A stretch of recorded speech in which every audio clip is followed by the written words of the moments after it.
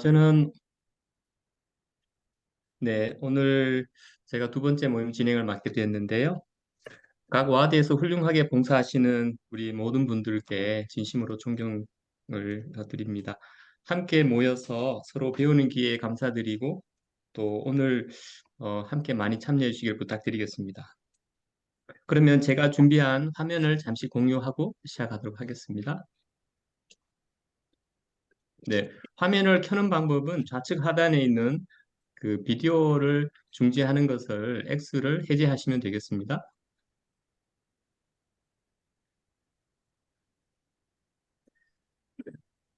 제가 공유한 화면이 혹시 보이십니까? 네, 네, 고맙습니다. 예, 오늘은 두 번째고요. 지난주에 우리 정홍교 주일학교 회장님에 이어서 저는 구주께서 보여주신 방법으로 가르침 두 번째에 대해서 말씀드리도록 하겠습니다. 예, 순서는 이렇고요. 다음 주에는 우리 2주 후에는 우리 이천와드의 구원철 행제님께서 또 하시겠습니다. 저는 오늘 이렇게 하겠습니다. 저희가 오늘 토론할 주요 주제는 그 타겟이 그 초등회가 아닌 성인과 청소년 공과 중심 이렇게 한번 잡아봤습니다. 근데 제가 교육학에서 보니까 성인 학습의 사원리가 자발학습, 참여교육, 생활적응, 상호학습 이런 원리로 되어 있는 것 같습니다. 그래서 오늘 저희가 다행히도 제가 준비했던 이 내용에 이와 같은 원리들이 잘 녹아져 있다는 것을 확인할 수 있었습니다.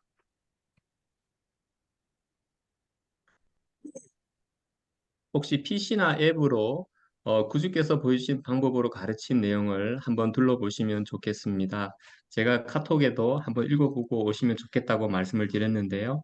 오늘 그 모든 내용을 다 공유하지는 않겠고, 여기 있는 내용을 바탕으로 해서 저희가 함께 토론할 내용을 제가 준비를 했습니다. 네, 오늘 주제인 것처럼 어, 그 교재 내용에 보면은 여러분이 가르치는 사람들을 사랑한다라는 이렇게 돼 있고요.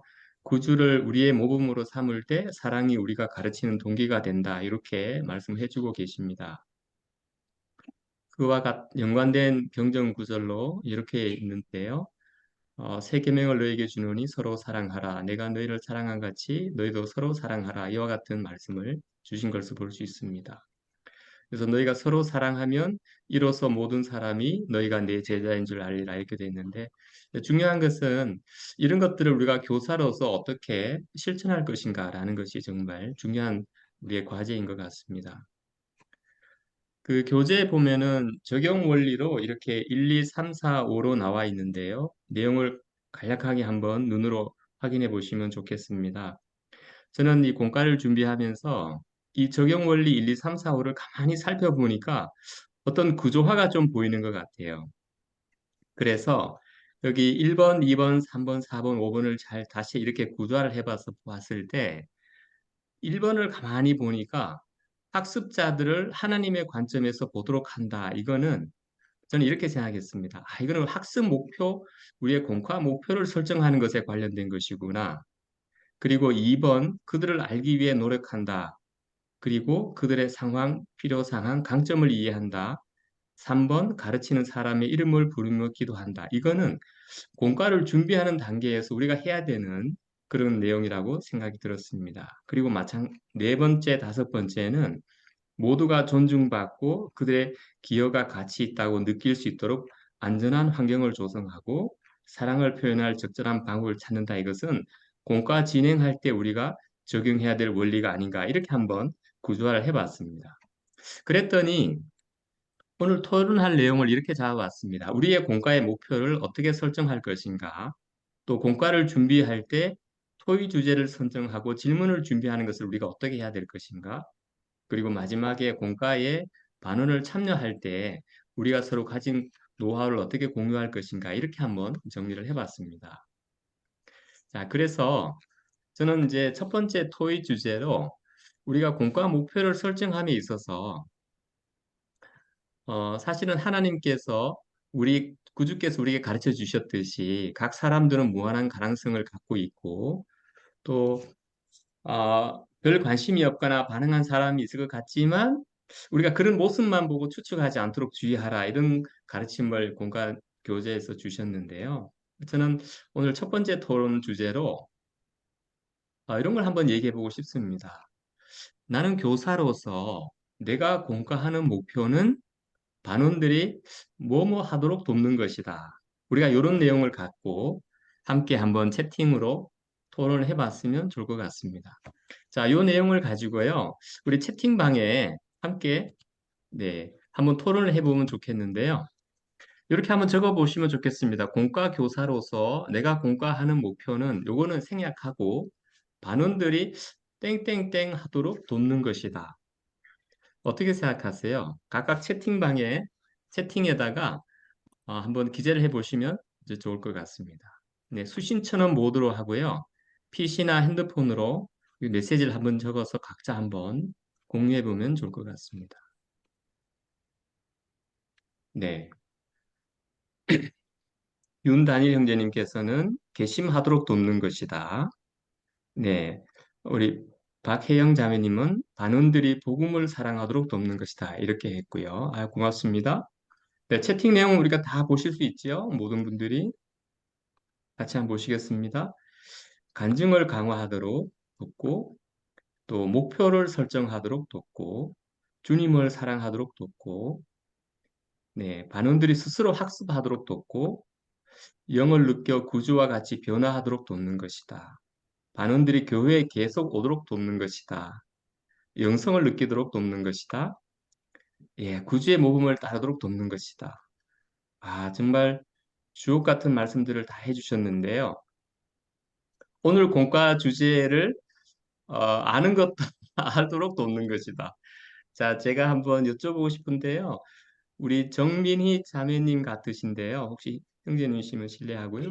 그 자매님 혹시 그 음소거를 해제하시고 네, 이제 하신 오늘 공과 주제를 아는 것이 공과 목표다 이렇게 얘기하셨는데 조금만 보충 설명해 줄 수 있으세요?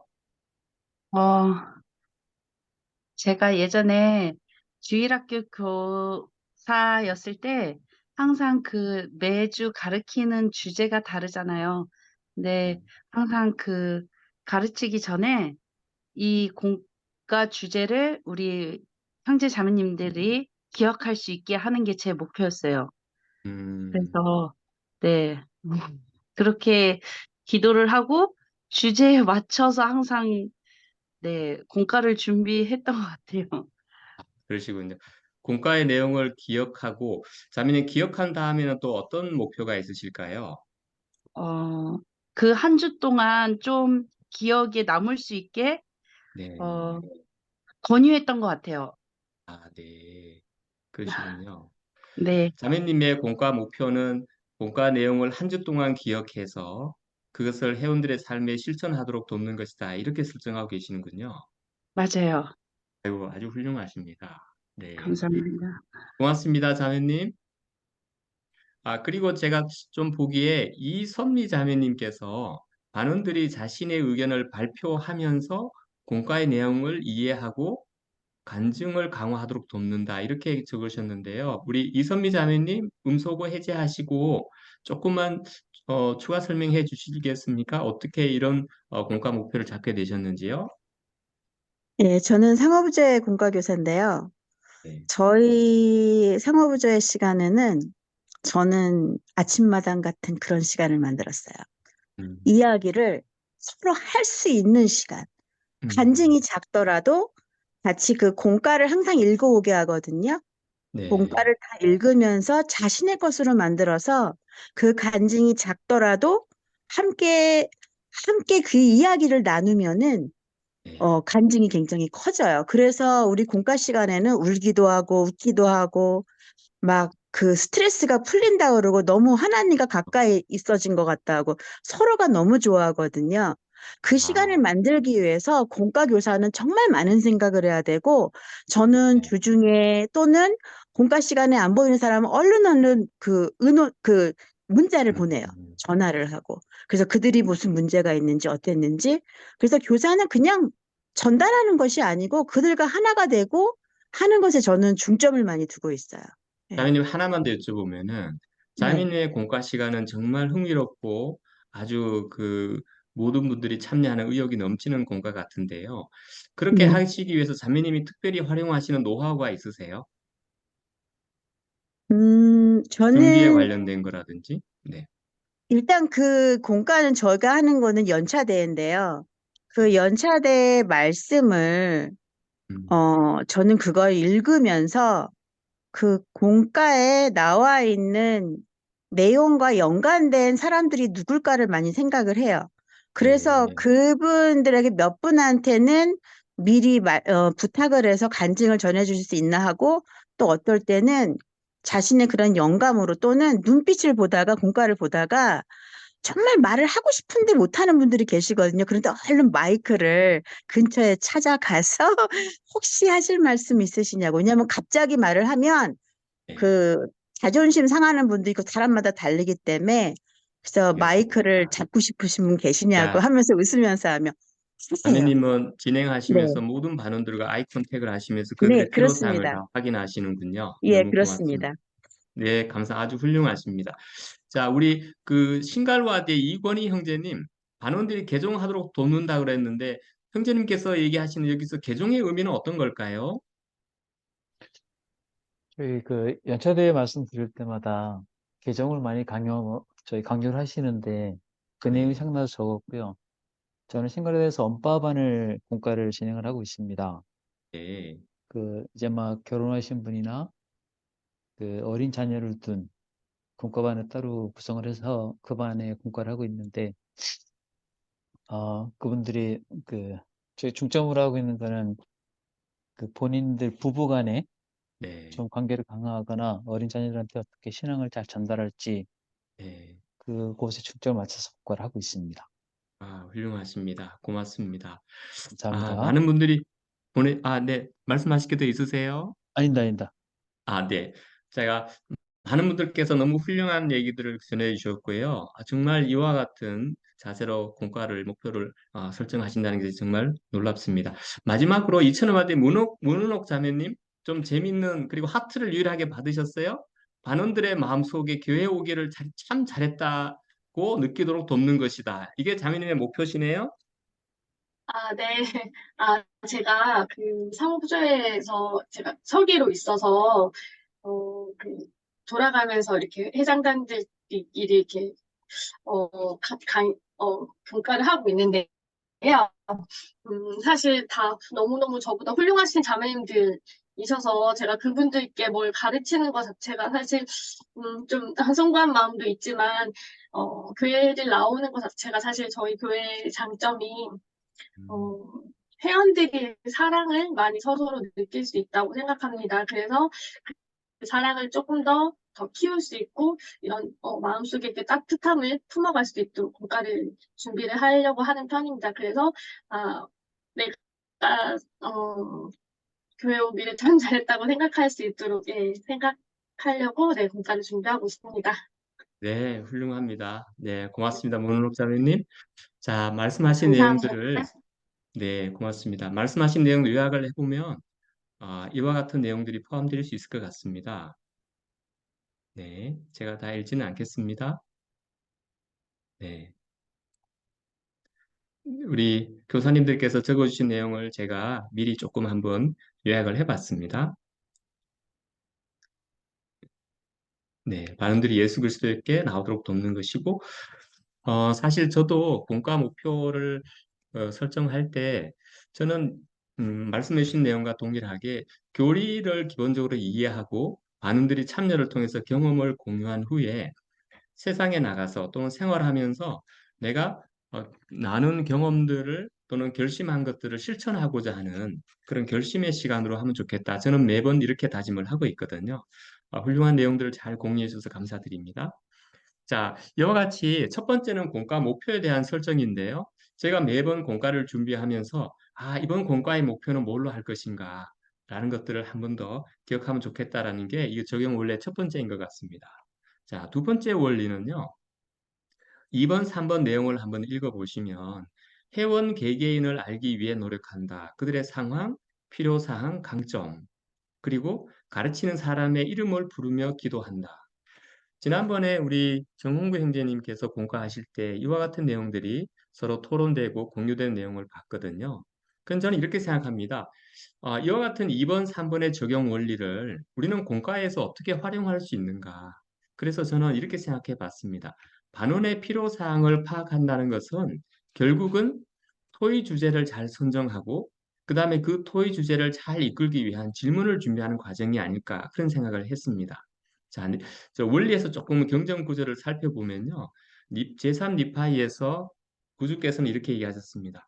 눈을 들어서 무리를 다시 둘러보시고 그 모든 무리가 눈물을 머금은 채 예수님께서 구주께서 그들과 더 함께 머물러 주신 것을 강구하려는 듯이 그를 주목하는 것을 보시더라. 그러니까 예수님께서 리파의 백성들을 사랑하는 그 모습, 그리고 개개인을 잘 이해하는 그런 모습을 경전에서 우리가 찾아볼 수 있는데요. 결국은 우리 교재에 있는 내용을 보면 반원들의 배경, 재능, 관심, 필요사항 이런 것들을 잘 이해해서 그들이 가장 잘 배울 수 있는 방법을 우리가 시도하고 준비하는 것이 교사의 역할이다. 이렇게 얘기를 한 것 같습니다. 자, 저는 그래서 2번, 3번의 원리를 봤을 때 반원의 필요사항을 파악하고 난 다음에는 토의 주제를 교사가 좀 선정하는 게 필요할 것 같아요. 저도 주일학교 교사를 하고 있는데 2주 공과 분량에 토의할 내용이 너무 많잖아요. 근데 그걸 다 못하면서 또 짧게 그냥 그 주말 간편식으로 하면은 너무나 느끼는 바가 없는 것 같아요. 그래서 지난번에 그 윤단일 형제님께서 우리가 토의 주제를 한 두세 개 정도 선정하면 좋겠다. 뭐 그런 얘기를 하신 것으로 기억을 하고 있어요. 그래서 그 토의 주제를 선정하고 나서는 그와 관련된 질문을 준비하는 건데 저는 이런 표를 한번 준비를 해봤습니다. 토의 주제를 선정하는 기준은 어떤 기준에서 하면 좋을까? 첫 번째는 이제 반론의 관심도, 두 번째는 토론의 참여 범위, 세 번째는 주제의 참신성, 세 번째는 메시지의 방향성. 이런 것들을 교사님들께서 잘 설정하신다면 우리가 진행할 토의 주제를 잘 선정하지 않을까라는 생각이 듭니다. 자, 혹시 여기 제가 임의로 그냥 토의 주제 선정을 제 생각으로 한번 해봤는데요. 이 부분에 대해서 혹시 코멘트나 의견 있으시면은 마이크 음소거 해제하시고 말씀해 주셔도 좋을 것 같습니다. 어떠세요?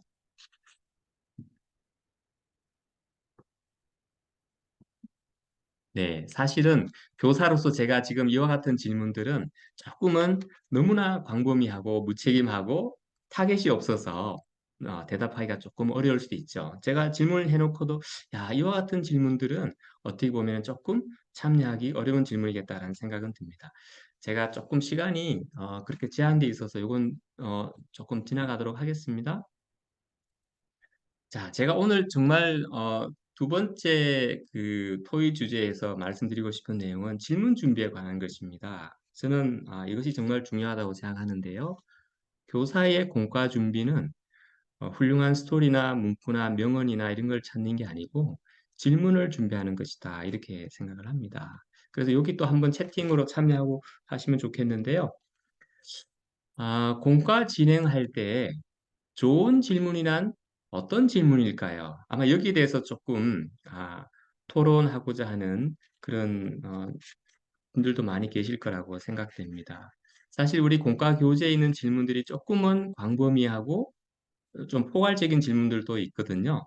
자, 그래서 여기에 한번 채팅방에 올려주시면 좋겠습니다. 공과 진행할 때 좋은 질문이란 어떤 질문일까요? 어떻게 생각하세요? 좀 막연한가요? 네, 제가 그러면 여기 한번 올려봤는데요. 한 개씩 한번 토론해 보면 좋겠습니다. 혹시 좋은 질문에 관해서 추가적인 의견이 있으신 분들께서는 올려주셔도 좋겠습니다. 정민희 자매님께서 초등의 아이들도 이야기할 수 있는 단순하고 쉬운 단어로 질문하기. 네, 이 반대는 좀 포괄적이고 어려운 질문하기 이런 게 되겠군요. 정자매님, 요것에 대해서 조금만 보충 설명 부탁드릴까요? 네, 가끔 책을 읽거나 그럴 때 공과책에 아무래도 영어를 해석해서 그런지 저도 이해하기 어려운 질문들이 아주 많아요. 그래서 이거를 저만의 식으로 아주 단순한 단어로 좀 그렇게 질문을 바꿔서 하는 경우가 아주 많아요. 그러시군요. 네. 이거는 초등의 아이들도 이야기할 수 있는 이런 얘기는 모두가 쉽게 이해하고 질문 내용을 들었을 때 바로 대답에 대해서 어떤 논점이 확인될 수 있는 이런 질문들이라고 생각되는군요. 네. 이천화디의 김은하 자매님, 반원들이 자신의 생각을 잘 표현할 수 있는 질문하기. 어떤 질문하면 이렇게 반원들이 자신의 의견을 잘 표현할 수 있을까요? 근데 저도 정미 자매님이랑 생각이 같아요. 이게 질문이 어려우면 어렵거나 너무 유도하는 음, 답이나 광범위한 네네네. 네, 그런 너무 이제 뭐라 그럴까, 진짜 광범위한 걸 많이 포함하고 있는 질문들은 대답하기가 되게 난해하더라고요. 그래서 조금 어떨 때는 구체적인 질문이 필요하기도 하고, 지난번에 세미나리 또 교사 훈련 모임에서는 또 너무 또 구체적으로 이렇게 딱 단답이 나올 수 있는 그 질문이 말고 계속 질문에 꼬리를 물 수 있는 음, 질문을 예, 그렇게 하면 좋을 것 같다고. 그러면서 이제 반원들의 생각을 계속해서 네, 끌어낼 수 있는 질문을 하면 좋을 것 같다고 배운 네. 적이 있어요. 알겠습니다. 네. 고맙습니다. 네. 아, 제가 여기에 조금 말씀하신 내용이 포함되어 있을 것 같습니다.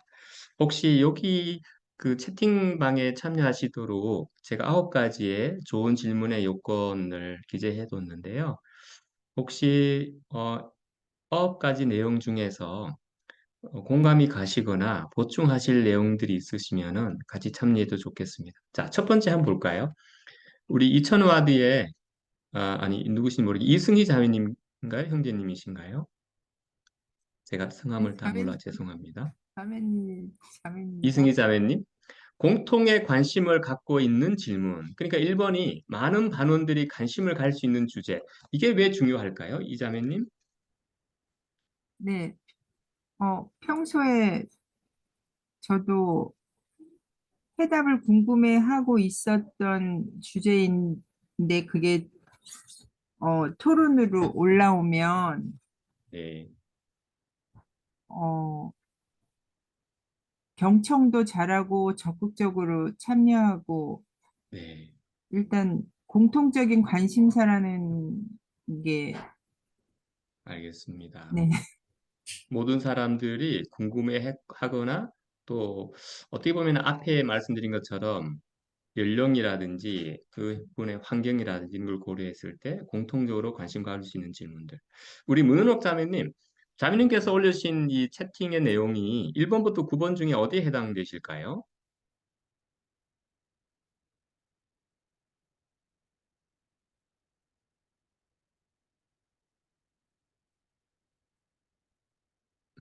제가 어려운 질문 드렸나요? 제가 얘기했는데 제가 음소거를 해지를 안 해가지고 7번과 말씀을 8, 하고 계셨는데, 네네, 네네네. 7번과 8번이 해당이 될 것 같아요.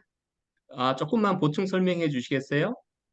어, 예를 들면, 저는 이제 공과를 할 때 질문을 중간중간 많이 하는 편이에요. 제가 PPT로 준비를 하는데, 네, 예를 들어서 이렇게 생각할 수 있는 이렇게 물음표 같은 걸 띄워놓고, 예를 들면 내가 성역을 받고 힘이 생겼을 때 이야기를 나눈다거나, 네, 어, 그 주제에 맞는 질문들을 하나씩 이렇게 던지면 자매님들께서 그거에 대한 생각을 잠시 하시고 되게 좀 솔직하게 본인의 이야기들을 나눠주세요. 그래서 어, 구체적인 경험을 묻는 질문 같은 게 해당되지 않을까 생각이 듭니다. 맞습니다. 자매님. 자매님의 얘기에 공감하는데요. 그 2번 도전에 해당된다고 생각해요. 답이 여러 가지일 수 있는 질문을 해야 된다. 저는 이렇게 네네. 생각합니다. 예를 들면 우리가 지금 신약을 배우고 있잖아요. 그 고린도전서는 바울이 어디에서 썼습니까? 이런 질문을 교사가 한다. 이건 답이 하나잖아요. 근데 문록 자매님 얘기하신 거에 보면 이 답은 반원이 편안하게 앉아서 얘기를 할 수 있는 답은 아닌 것 같아요. 왜냐? 틀리면은 좀 부끄럽잖아요. 그래서 저는 교사로서 이런 생각이 듭니다.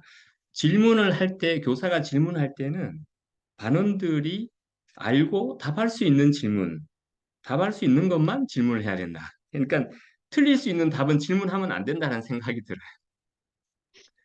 그래서 공감합니다. 네네. 왜냐하면 질문을 하는데 답이 한 개고 맞고 틀리게 있는 순간 모든 반원들이 긴장하는 모습을 볼 수 있거든요. 그런데 더 최악인 거는 내가 모르는 답을 교사가 요구하는 나를 지명해가지고 나에게 질문을 했을 때, 아, 김영재님, 우리 엘마서 5장 15절에 나오는 그 부활에 대한 얘기는 그 어떤 얘기예요? 뭐 이런 거를 묻는다든지, 아니면은, 모로나의 천사가 몇 년도에 나타났어요? 뭐 이런 걸 묻는다든지. 이거는 여기 있는 반원들이 편하게 앉아있을 수가 없어요. 답이 하나이기 때문에. 그리고 7번에 보면은 열린 질문이라는 것은 답이 yes and no 또는 답이 한 개. 이것도 열린 질문이 아니고 닫힌 질문이거든요. 열린 질문은 정말 편안하게 우리 죄송합니다. 성룡은 형제님께서 채팅에 적어주셨네요. 단편적인 지식이나 사실을 묻기보다 관련 경험, 간증을 나눌 수 있는 편안하고 생각해서 말할 수 있는 질문. 이런 질문이 진짜로 훌륭한 질문입니다. 네. 그러니까 저는 이렇게 생각하고 있어요. 우리 성령 형제님께 말씀하신 것처럼 경험을 묻는 질문이 교사가 할 수 있는 베스트 질문이다. 이런 생각이 듭니다.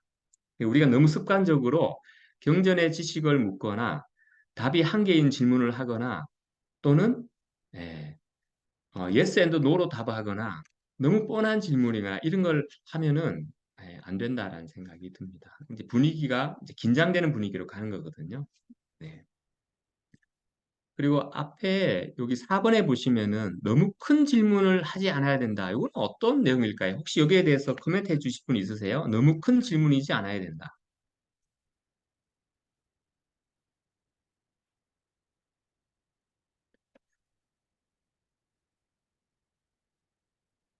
네. 큰 질문의 예시를 한번 제가 들어볼까요? 형제님, 사랑은 뭐라고 생각하십니까? 이런 것들요. 너무 큰 질문이잖아요. 네. 그리고 5번에 같은 경우에 대답이 스스로 가치 있다고 느끼는 것. 뭔가 우리가 학습 원리에 보면은 상호 학습의 원리가 있잖아요. 내가 했던 얘기를 옆에 있는 분들도 공감할 수 있는 그런 것에 대한 질문이어야 되는데, 그런 답이어야 되는데, 그런 것은 역시 경험에 대한 질문이다. 라는 생각이 듭니다. 대답이 논쟁거리가 될 수 있는 질문은 피한다. 네. 뭐 조금 시간이 좀 많이 경과돼서요. 여기까지 하고 넘어가겠습니다. 토의에 참여해서 감사드리고요. 저는 이런 생각이 들어요. 피해야 할 질문. 네. 하나님은 사랑입니다. 사랑을 실천한 얘기를 해주세요. 네. 이거, 네. 그렇게 바람직한 질문은 아니라는 생각이 듭니다.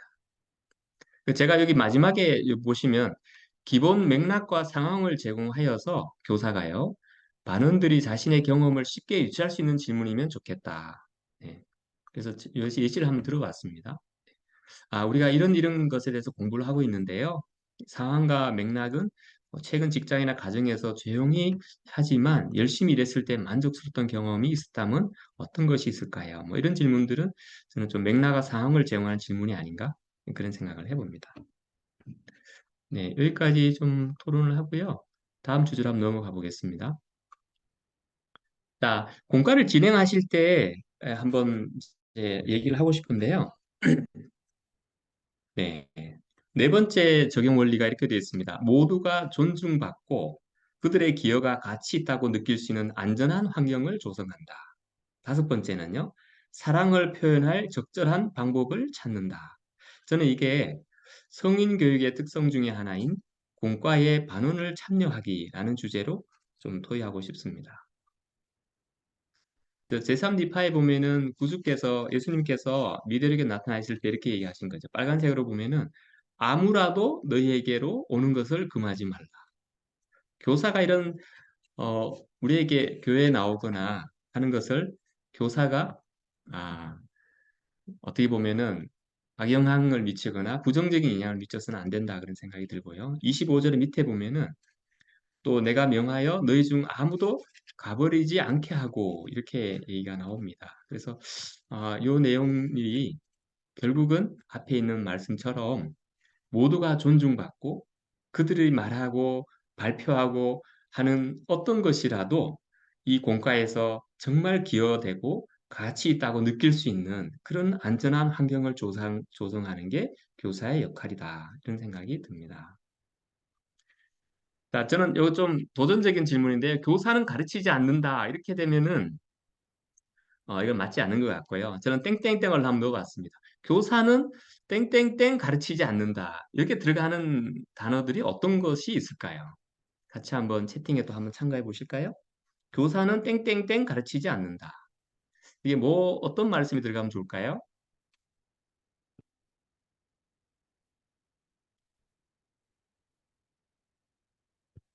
네, 고맙습니다. 정미자매님, 일방적으로 가르친다, 안다, 혼자 가르치지 않는다. 송영 형제님, 네, 일방적으로 강의식으로 가르치지 않는다. 공과 내용을 전부 가르치지 않는다. 와, 다 나왔네요. 네, 또 어떤 것들이 있을까요? 대충 가르치지 않는다. 네, 좋습니다. 구분 형제님, 대충 가르친다는 것은 어떤 의미일까요? 준비되지 않았는데 네. 네, 가르치는 걸 뜻하는 것 같습니다. 네, 고맙습니다. 본인도 충분히 준비하지 않고 메시지도 정리되지 않은 상태에서 가르치는 것. 사실은 그거는 교사로서 조금 더 준비할 필요성가 있다는 말씀이네요. 네.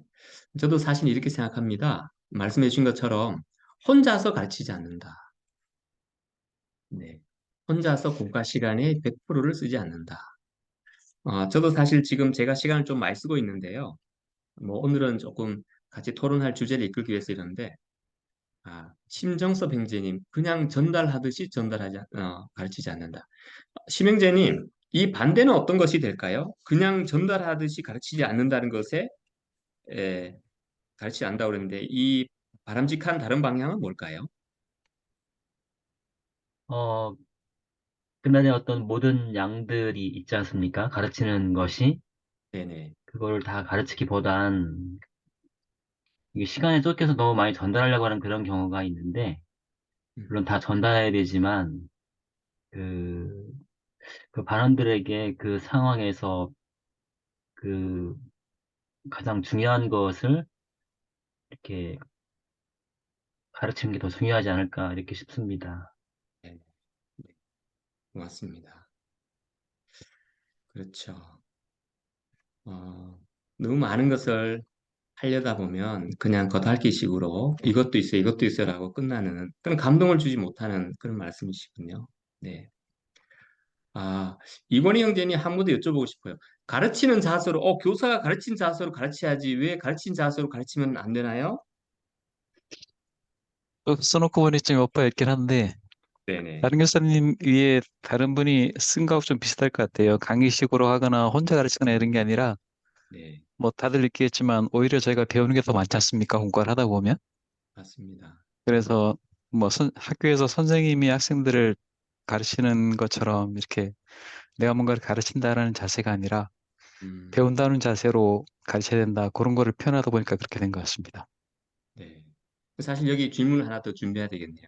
그러면은 제일 뒤에 나오는데요. 교사는 땡땡땡이라고 하는 것을 우리 각자 한번 생각해 보시면 좋을 것 같아요. 사실 저도 이건희 형제님 말씀에 상당히 동의를 하고 공감하는데요. 가르친다고 하는 역할에 있어서 교사가 반원들보다 더 낫다고 생각하는 순간 시간을 많이 쓰게 되고요. 혼자 가르치게 되고요. 강의시게 되고요. 전달하게 되고요. 일방적으로 가르치게 되는 것 같습니다. 저는 교사가 더 많이 아는 사람이 아니라 반원들이 참여하고 협력하도록 이끌어주는 뭔가 FT와 같은 퍼실리테이터 같은 역할이 이 교사들에게 필요한 자질이 아닌가라는 그런 생각이 듭니다. 콘텐츠로는요, 본과에 다 있고 교재에 다 있어요. 근데 교사가 하는 거는 그런 것들을 잘 이끌어내고 우리가 앞에 설정했던 공과 목표를 달성하도록 하는 역할을 교사가 해야 되는 것이 아닌가라는 그런 생각이 듭니다. 저도 교사는 땡땡땡 가르치지 않는다고 해서 이렇게 한번 적어 봤는데요. 우리 참여하신 분들께서 정말 이렇게 공감되는 내용으로 잘 기재를 해주셔서 감사드립니다. 어, 우주께서는 모두가 존중받고 가치 있다고 느끼게 그렇게 하셨습니다. 그분의 성역을 보면은 이런 모든 내용들을 우리가 잘 이해할 수 있는데요. 그분이 가르치는 사람들에게 사랑을 보이셨다. 이렇게 얘기합니다. 자, 저는 다음 질문 한번 드리고 싶습니다. 교사로서, 어, 반원들이 교사인 우리 누구누구 형제님, 자매님이 공과를 진행할 때 반원들을 사랑한다는 것을 알고 있는가? 우리는 교사로서 그것을 어떻게 알 수 있는가? 어떻게 하세요? 여기에 반원들이 우리 교사님들이 공과를 진행할 때 반원들을 사랑한다는 것을 반원들이 알고 있는가? 우리는 그것을 어떻게 확인할 수 있는가? 어떻게 알 수 있는가? 한번 채팅방에 한번 적어봐 주시겠습니까? 네. 어떻게 알 수 있나요? 반원들이 교사에게 주는 어떤 피드백, 어떤 메시지로 알 수 있나요? 첫 번째는 교사님들이 반원들을 사랑해야 되겠죠. 근데 사랑한다는 것을 반원들이 알고 있나요? 네. 이름을 부르며 관심을 보인다. 박영미 자매님, 네, 의견을 나눈 것에 대해 감사한다. 아주 훌륭한 답이네요. 박혜영 자매님, 한번 실례를 한번 들어봐 주실래요? 박자미님이 교사고 제가 반원입니다. 교사님, 저는 그것에 대해서 이렇게 생각합니다. 제 의견을 이렇게 말씀을 드렸습니다. 자매님, 어떻게 그것에 대해서 반응해 주시나요? 솔직한 의견을 나눠줘서 정말 고마워. 감사합니다. 그렇게 아, 보통 하는 편이에요. 아이들이 말을 하는 것 자체만으로도 진짜 너무 감사한 일이기 때문에. 그래서 감사를 하면 그 아이들이 제가 그 아이들을 사랑하고 좋아한다라는 그런 느낌을 받게 되는 것 같아요. 훌륭하시네요. 네. 자매님, 그 솔직한 의견이라는 앞에 어떤 수식어가 있었잖아요.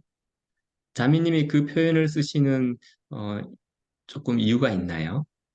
청소년 아이들 같은 경우에는 자기의 의견을 갖다가 그러니까 내 이야기하는 걸 쉽게 생각하지 않거든요. 되게 어려워하고 또 다른 사람들 앞에서 자신의 생각을 그렇게 나누는 걸 되게 힘들어하는에도 불구하고 그렇게 자기의 생각을 갖다가 솔직하게 이렇게 해준 것에 대해서 감사하고 또 때로는 이럴 때도 있어요. 정말 엉뚱한 답을 네. 해서 되게 좀 그 문맥과는 맞지는 않지만 그래도 그것을 참여해 준 것에 너무 감사하다라는 그런 의미로 그 아이의 모든 그런 의견들을 존중을 해주려고 노력을 하는 편이에요. 네. 제가 박자희님의 반론이라면은, 저 친구 얘기가 별로 그렇게 잘한 것 같지 않은데 솔직하게 의견을 나눠줘서 그럼 나도 솔직한 의견을 해도 되겠네? 옆에 학생이 용기를 얻을 것 같아요. 또 대충 얘기했는데, 참여해서 너무 고맙다라고 얘기하니까 그 반응으로서 정말 존중받고 내가 한 얘기가 가치 있다 이렇게 느낄 것 같습니다. 네, 고맙습니다, 자매님. 고미영 자매님, 혹시 좀 네, 자존감을 높여주는 표현을 한다라고 말씀하셨는데, 고 네. 자매님께서 표현하시는 예시가 있을까요? 저는 제가 초등회 회장을 맡고 있는데요. 초등회뿐만 아니라 지금 말씀하시는 모든 분들의 그 말씀을 공감을 하는데요. 음, 저희는 기본적으로 가르칠 때 아이들이 교회가 싫다, 교회가 무섭다, 교회는 감시하는 곳이다라거나 내가 잘못을 하면 지적을 하는 곳이고 가르쳐 주는 곳이 아니라 지적을 하는 곳이라고 느끼게 해서는 안 돼요. 그거는 상호부주에도 마찬가지고 모든 공과 그 반이. 그래서 제가 그 교회를 들어와서 배우면서 이 교회가 참되다고 느꼈던 것은 우리 교회가 누군가가 실수를 하더라도 그 올바른 그 방법을 전문적으로 모르기 때문에 그 방법을 취하지 않더라도 그것을 평가하는 것이 아니라 네. 그가 말하고자 하는 게 실수나 그 사람의 어떤 잘못하는 걸, 저거 잘못했네 하고 팔짱을 끼고 보는 것이 아니라, 저 네. 사람은 저 실수를 딛고 잘 모르지만 뭘 얘기하고 싶은 것인가를 얘기하는 거. 그래서 선지자님도 그러셨거든요. 우리가 맞습니다. 무언가를 할 때 지적하거나 평가하거나 그 말씀하신 것처럼 가르치려고 나는 선생이고 나는 정말 완벽하고 잘해. 너는 아직 모르는구나. 이런 게 아니라는 거를 배웠어요. 그래서 저는 이 교회가 정말 참되구나를 느꼈어요. 그래서 그렇게 제가 실수를 하거나 잘못해도 평가하고 지적하는 것이 아니라 하나님 아버지께서는 주님께서는 우리가 불완전하다는 걸 이미 인정하셨고 그래서 우리가 완벽함을 논할 수 없다라고 그래서 서로 감싸주고 보듬어주고 도와주고 와야지 그렇게 뭐 "이거는 잘못해서 이렇게 안 하면 이렇게 하지 않으면 안 됩니다." 뭐 이런 게 아니었어요. 그래서 제가 정말 안정된 마음으로 배우고 올 수 있었어요. 전 그래서 제가 그렇게 배웠고 하나님 아버지가 예수님이 저에게 그렇게 따뜻함을 주셨기 때문에 저는 모든 아이들이나 어른들이나 그분들에게 하나님은 정말 여러분을 이해하시고 사랑하시고 여러분의 그 연약한 부분을 이미 인정하시고 그 부분을 딛고 오시길 바라세요. 그것 때문에 평가하거나 지적하거나 하시지 않으세요라고 네, 하나님 자매님, 진짜 예수님은 네. 훌륭한 얘기 감사드립니다. 와, 그런 자매님이 그렇게 느끼신 거를 반원들에게 또 잘 전달해 주시니까 너무 훌륭한 것 같으세요. 자매님, 네. 고맙습니다. 네. 고미영 자매님께서 얘기하신 내용과 연관해서 우리 구승훈 형제님께서 공과 중에 공격적으로 반응하는 반응이 있을 수 있는데 이에 대해 부드럽고 인내하는 그런 모습을 다른 반원들에게 보인다라고 얘기하셨는데요.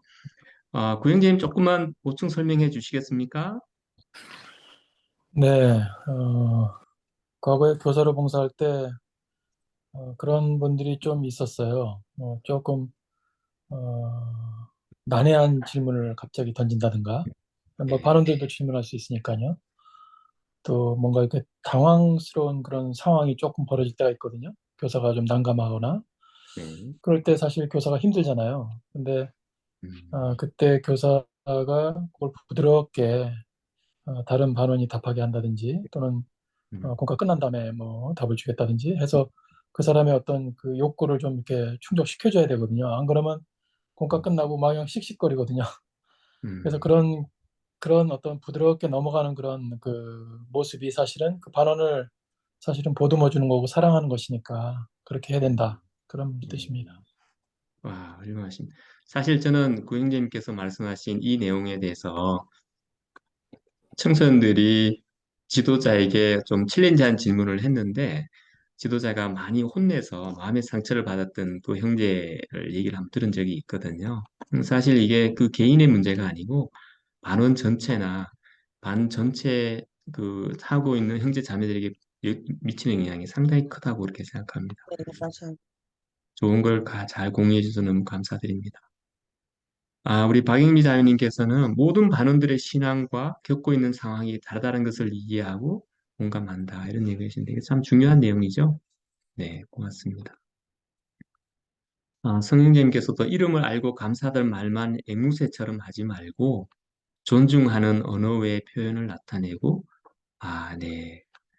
웃거나 감탄하거나 슬픈 감정을 잘 표현해 준다. 네, 성령님 말씀은 너무 천편일률적인 반응이 어떻게 보면 조금 가식적으로, 형식적으로 보일 수 있다. 이런 것으로 느껴지는 것 같습니다. 네, 참여해서 감사드립니다. 사실 말과 그러니까 전술이라고 그러죠. 택틱스나 스킬이나 기법이 중요한 것이 아니고 정말 우리가 그 반원들 모두를 존중하고 가치 있다고 느끼는 그 마음, 우리 마음에 있는 그 알짜배기가 정말 중요한 게 아닌가 그런 생각이 좀 드는 것 같습니다. 네, 고맙습니다. 자, 저는 이제 마지막 토론으로요. 공과 진행 시에 반원 참여하기의 노하우 9가지를 한번 적어봤는데요. 이렇게 있습니다. 제가 간단하게 보면은 질문 대상자를 선정할 때 우리가 어떻게 선정해야 될 것인가? 또 호칭을 부를 때 나이가 내보다 어린 사람이라고 반말을 하지 않는 것이 중요하다. 그리고 질문하는 방법은 이제 앞에 오픈 퀘스천, 경험을 묻는 질문 말씀드렸고요. 질문 후에 반응이 없을 때 대응하는 방법에 대해서도 저희가 조금 배울 필요가 있을 것 같고요. 대답을 경청하는 방법, 대답이 길 때 개입하는 방법, 소수의 사람이 계속 대답을 독점할 때에 대응하는 방법, 대답에 대한 피드백 제공하는 방법, 또 공과를 정시에 마치는 방법, 이런 것들이 반원들이 공과에 더 적극적으로 참여하고 존중받게 느끼는 그런 노하우 같은데요. 혹시 이 9가지 중에서 우리 교사님들 노하우가 있으시면 좀 번호를 적으시고 노하우를 좀 공유해 주시면 좋을 것 같습니다.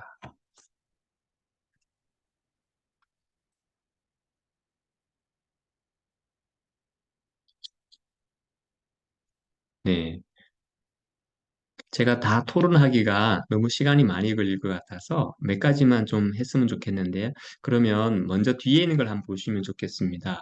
우리 주일학교 회장님이신 정홍규 고등표님께서 이번 주에 나누신 것을 보면 앞에 있는 대답에 대한 피드백 제공 방법이 있는데요. 여기 보시면 리아호나에 이렇게 있습니다. 그 의견에 감사드립니다. 우리 박혜영 자매님께서 아까 좋은 피드백의 내용을 잘 공유해 주셨는데요. 그렇게 솔직하게 말씀해 주셔서 좋습니다. 그렇게 말씀해 주셔서 참 좋았습니다. 구체적으로 말씀해 주셔서 좋았습니다. 자매님의 느낌을 말씀해 주셔서 감사합니다. 그리고 더 많은 참여를 공고할 때는 좋은 질문입니다. 그에 대해서 다른 어떤 분이 대답해 주시겠습니까? 이거 정말 흥미로운 주제네요. 어떤 의미인지 조금 더 설명해 주시겠습니까? 어떻게 해서 그렇게 느끼게 되었습니까? 그리고 우리 구형제님께서 부적절이나 부적절하거나 부정확하거나 공격적인 얘기를 할 때 감사합니다. 여러분이 생각해 봐시는 원리는 그 원리에 대한 환기를 시킨다든지 아니면 공과를 마치고 다음에 같이 한번 토론하자든지 정말 좋은 질문인데 내가 조금 더 스터디를 해서 같이 한번 따로 얘기할 시간을 갖자든지 이렇게 긍정적인 반응을 보이는 방법에 대해서 이제 공유를 해 주셨습니다. 자, 앞에 다시 한번 돌아와서요. 혹시 네. 저는 교사로서 공과를 정시에 마치는 것도 상당히 중요한 스킬이라고 생각되거든요. 혹시 공과를 정시에 마치는 노하우가 있으면 한번 공유해 주시겠습니까? 어떻게 하면 정시에 마칠 수 있을까요?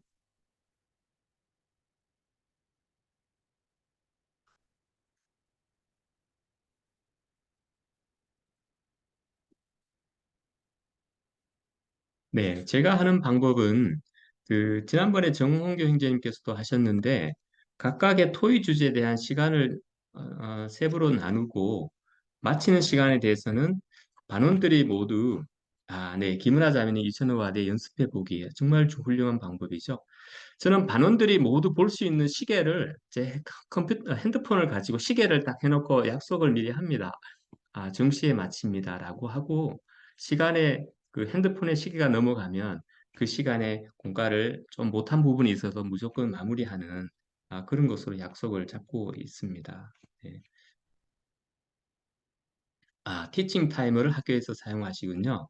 우리 김경호 형제님께서는 교장 선생님의 경험이 있으셔서 네, 티칭 타이머를 사용해서 그렇게 하고 있습니다. 김 형제님, 혹시 티칭 타이머가 어떤 건지 조금만 설명해 주시겠습니까?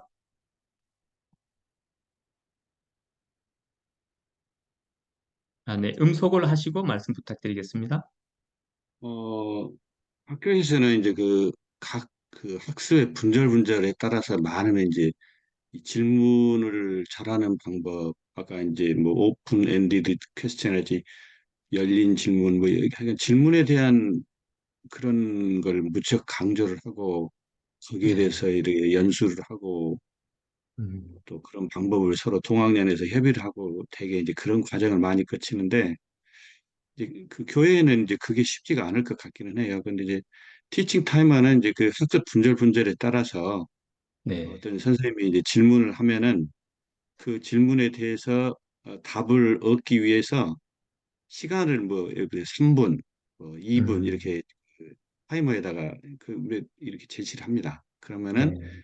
텔레비전 화면에 그 티칭 음, 타이머가 작동이 되면서 그 시간이 종료가 되면은 그 음, 어떤 과정은 일단 마무리하고 다음으로 넘어갈 수 있는 그런 이제 거의 약속된 그런 학습 진행 방법의 하나죠. 네, 알겠습니다. 특정한 아이 교과 내용에 대해서 정해진 시간에 마무리할 수 있도록 서로 약속하는 그런 과정이군요. 네, 고맙습니다. 자, 요 질문, 사실은 여기 공과 진행에 있어서 반원 참여하기에 제가 적은 9가지 이외에도 여러 가지 내용들이 많을 것 같습니다. 우리 윤희영 형제님께서는 5분 전에 중요한 내용을 끝내고 언제든지 끝낼 수 있는 내용으로 질의응답 시간은 5분 동안 갖는다. 이제 마지막에 그 버퍼링 타임이네요. 윤희 형제님 그렇습니까? 네, 맞습니다. 네, 알겠습니다. 네. 자, 요 내용들에 대해서는 우리가 오늘 토론이 끝나더라도 그 단톡방에서 서로 그 느낌이나 소감이나 배울 점들을 서로 공유하는 시간을 계속 가졌으면 좋겠다. 이렇게 생각이 듭니다. 네, 그럼 다음 주제로 한번 넘어가도록 하겠습니다. 자, 제가 오늘 좀 시간이 금방 갔는데요. 그 여러분이 가르치는 사람을 사랑한다는 주제로 적용 원리 5가지를 제가 잘 살펴보니까 첫 번째는 공과 목표 설정에 관한 것이고 그다음에 두 번째, 세 번째는 공과를 준비하는 과정, 그러니까 토의 주제를 선정하고 질문을 준비하는 그런 내용에 대한 것이고 마지막 네 번째, 다섯 번째는 공과를 진행할 때 반원을 참여하는 또는 그들에게 안전한 환경을 조성하고 사랑을 표현한 방법을 찾는 것에 대해서 함께 논의를 해봤습니다. 교재 그 구주께서 보여주신 방법대로 가르침 제일 요거 2편에 제일 뒤편에 보면은 배운 것을 적용하는 몇 가지 방법에 대한 그런 예시를 보여주고 있는데요. 저는 이 적용 방법을 역시 공과 목표, 준비, 진행이라는 관점에서 보면 네, 첫 번째는 여러분이 어떤 반을 가르치고 있다면 학습자의 이름을 익혀 수업을 가르칠 때 이름을 부른다. 이거는 이제 진행하는 데 대한 것이고요. 각각 이렇게 한번 네, 정리를 해봤습니다. 한번 읽어보시면 될 것 같고요. 자, 그래서 이게 마지막 액티비티가 될 것 같은데요. 그래서 우리가 오늘 토의한 내용을 바탕으로 교사는 뭐 땡땡땡이다. 교사는 반원을 뭐뭐 하는 땡땡땡 하는 땡땡땡이다. 이렇게 한번 마무리하고 오늘 공과를 종료할까 합니다. 어떠세요? 교사는 땡땡땡이라고 할 때 어떤 내용들이 들어갈 수 있겠습니까?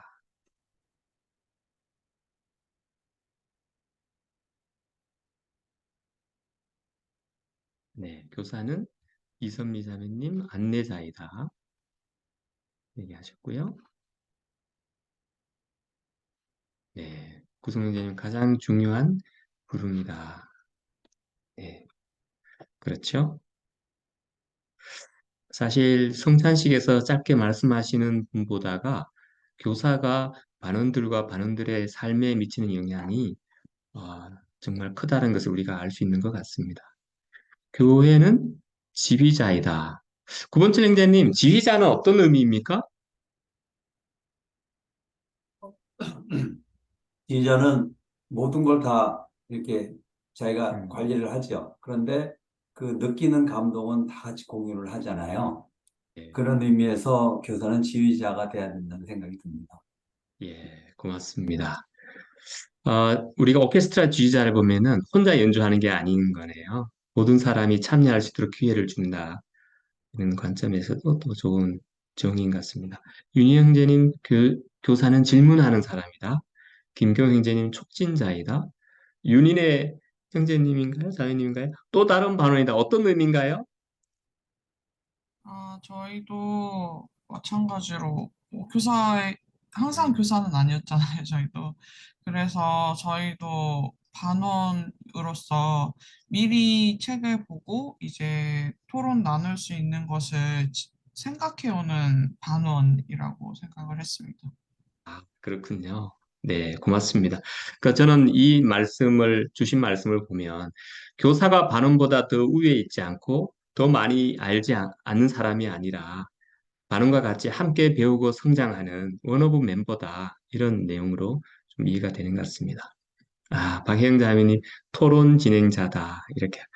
정민희 자매님, 반원들은 반원들이 자기가 생각한 것들을